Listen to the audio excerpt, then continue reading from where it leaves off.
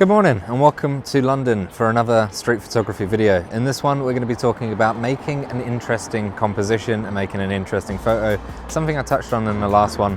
I'll be talking about what I find interesting to take photos of, what you can do to make your photos less boring and more interesting, and just a general walk. We're in Canary Wharf at the minute and the sun's in and out between the clouds at the minute, so we'll do a general walk while I talk about what I find interesting to take photos of and what I've done to make my photos more interesting over the years and how I've developed that.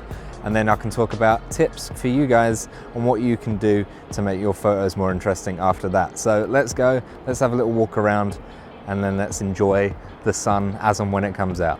So speaking of interesting, this place literally a couple hundred yards from where I did the intro is pretty interesting.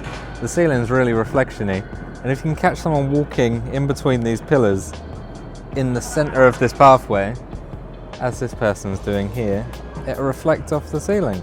So if she just goes a little bit more central, that'll be pretty cool. I think it might edit into something.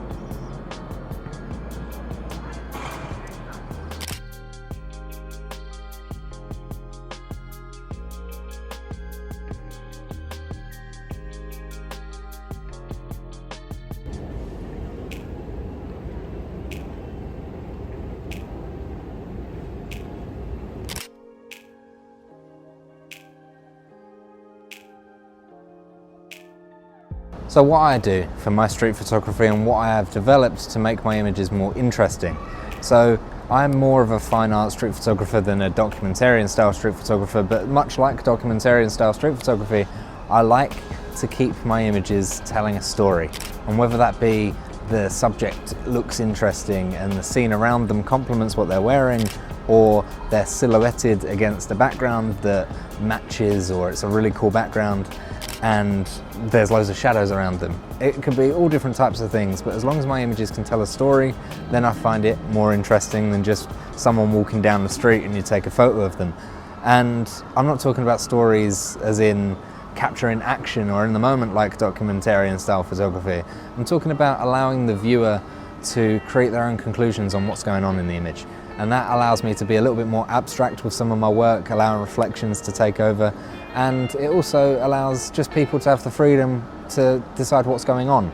There's a few images that I've taken throughout the years of me doing street photography that have purely been based around this, and I find them still some of my best work to date.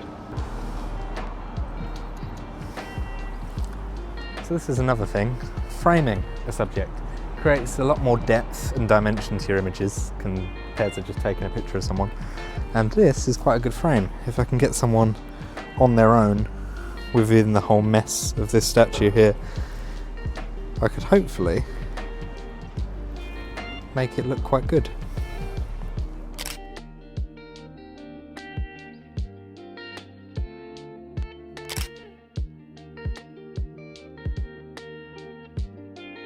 So this is another cool place. This is called Captivated by Colour. It's a bridge in Canary Wharf, and as you can see by the surroundings, it's not only symmetrical, but the light coming through the windows creates a really cool scene. Now, I've took pictures here before, but you know, getting the solo person walking down the middle, you can get really cool images that way, and it just looks really interesting. You know, something that you don't see in any old place.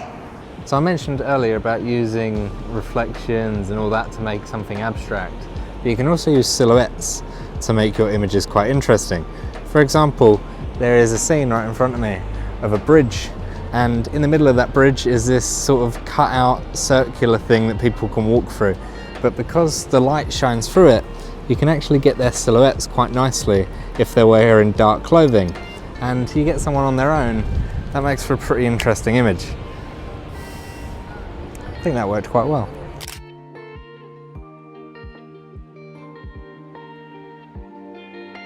So once again, it's important to stay hydrated during these walks, and because the sun's out, might as well, right?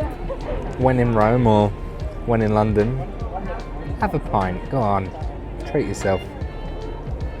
So, a technique that I don't use very often at all, but people do, is called blocking, and that basically is using something in the foreground to not only create depth, but to block out distractions in the image. So just over there, for example, is a woman enjoying a nice drink, but there's a load of distraction to her left. So what I can do is position my camera, get the shot, but use this chair and table in front of me to block out the majority of the left-hand side. So you can check your shot. There you go, nice and easy, using the table and chair to block out all the distractions. You've got her that's being lit up by the sun, and everyone else around us wearing dark clothing as well, so it isolates the subject a bit more and creates quite a nice image. I don't use blocking very often, but when I do, that's sort of how you do it. Many other photographers use it, a lot more than me, so I don't have any prime examples, but that's a real world example for you. That's how you would use that. So I mentioned contrast before and how I like to use shadow and light to create an interesting image. Here's a good example of said thing. The huge contrast between the left side of the image and right side of the image being lit in shadow and light can create quite an interesting image and an interesting composition. So what I'm going to do here is either wait for a solo subject, like I always do, or an old couple, you know, something like that. Or man with a dog. Man with a dog. That'll work.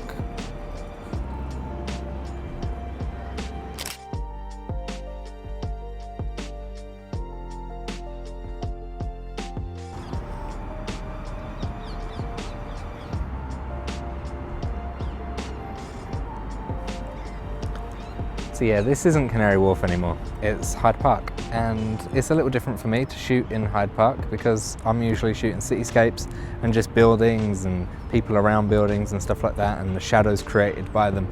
But this is a little different, and that's good.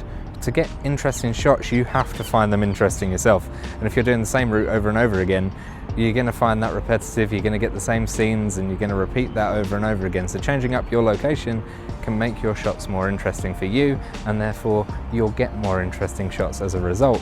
Now, you may find it harder to get shots when you're not in a comfortable surrounding, but when you do, you'll not only find it more satisfying, but they're more likely to be interesting as well. So this is the London Bombings Memorial, which is somber and stuff like that. But we're going to have a little loop around Hyde Park and just see what we can find. It's going to be quite a challenge because, as I said, I don't usually shoot in locations like this, but we'll find some shots around here. Big enough park, I'm sure we'll find something.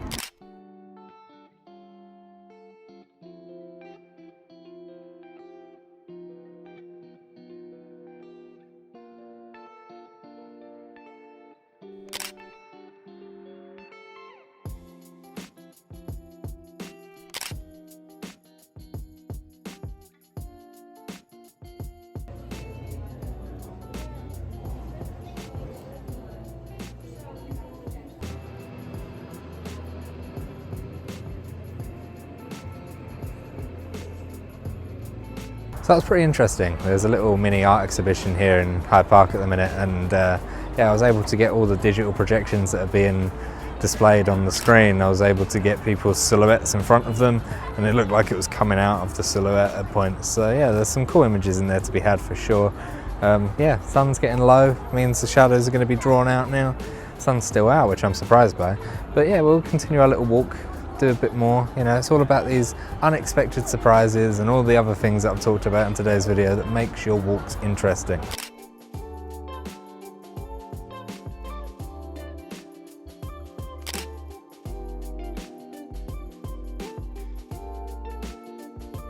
And that's it. I've talked about all the different ways that I use different techniques to make my images more interesting, and the things that I've developed over time, and the things I do more and the things I do less. I hope you can implement these in some of your photos. We've got some nice pictures today and it's been a really good day for it.